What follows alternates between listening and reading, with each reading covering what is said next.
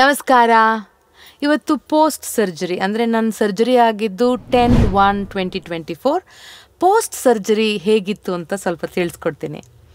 In fact 3 ದಿನಕ್ಕೆ ನನ್ನ ಮನೆಗೆ ಕಳಿಸ್ಕೊಟ್ರೆ ಬಟ್ ಒಂದೇ ಒಂದು ಹೇಳಿದರು, ಸ್ವಲ್ಪ ಹುಷಾರಾಗಿರಿ, because they was a drain pipe ಹಾಕಿದ್ರು ನನಗೆ.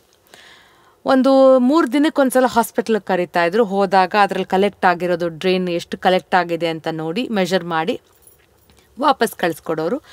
ಆಮೇಲೆ 1 ಸಲ 2 ಸಲ ಡ್ರೆಸ್ಸಿಂಗ್ ಸಹ ಚೇಂಜ್ ಮಾಡಿದ್ರು. 10 ದಿನದ ಹಿಂದೆ ಅಂದರೆ immediately after 10 days after surgery ಆ ಡ್ರೈನ್ ಪೈಪನ್ನು ತೆಗೆದ್ರು.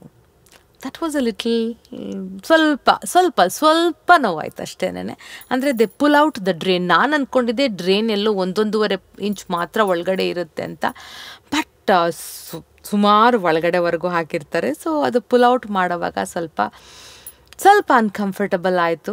ಬಟ್ ಅದಾದ ನಂತರ ಒಂದು ವ್ಯಾಕ್ಯೂಮ್ ಥರ ಎಲ್ಲೋದ್ರೂ ನನಗೆ ನೋಡ್ಕೊಳ್ಳೋ ಹಂಗಾಗೋದು, ಎಲ್ಲಿ ನಂದು ಡ್ರೈನ್ ಪೈಪ್ ಬ್ಯಾಗಲ್ಲಿ ಅಂತ ಅನ್ಸೋದು. ಬಿಕಾಸ್ ಆಲ್ಮೋಸ್ಟ್ 10 days ಅದ್ರ ಜೊತೆಲಿ ಅಭ್ಯಾಸ ಆಗೋಗಿತ್ತು. So that was the reason I think. But drain pipe ತೆಗೆದ್ಮೇಲೆ ಒಂದು ರೆವಿಲೇಷನ್ ಥರ ಆಯಿತು. ಬಿಕಾಸ್ ಆರಾಮಾಗಿ ಸ್ವಲ್ಪ ಓಡಾಡ್ಬೋದಾಗಿತ್ತು, ಭಯ ಇರಲಿಲ್ಲ ಯಾವಾಗಲೂ. ಇಲ್ಲ ಅಂದರೆ ಎಲ್ಲೇನು ಸೋರುತ್ತೋ ಅನ್ನೋ ಒಂದು ಭಯ ಇರ್ತಿತ್ತು. ಬಟ್ ಡ್ರೈನ್ ಪೈಪ್ ತೆಗೆದ್ಮೇಲೆ it was a big revelation to me. Thank you so much.